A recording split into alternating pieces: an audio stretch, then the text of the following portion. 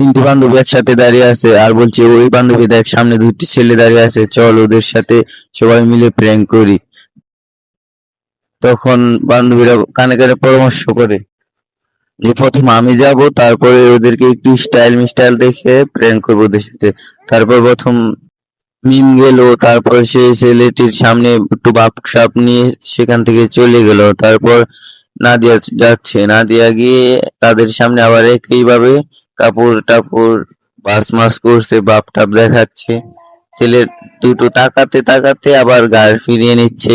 তারপর নাদিয়া চলে গেল। এবার সুমাইয়া যাচ্ছে, সুমাইয়া গিয়ে ওদের সামনে এরকম ভাবে স্টাইল এবং ভাব নেয় যেটা দেখে তারা নিজেকে কন্ট্রোল করতে পারে না, জোর করে তাদের মাথা ঘুরে যায় দেখার জন্য। এটা দেখে সুমাইয়া হাসে এবং সেখান থেকে চলে যায়। যাওয়ার সময় আবার একটি ভাব নেই, ছেলে দুটি সেটা দেখে পাগল হয়ে যায় আর তিনজন বান্ধবী হাসে।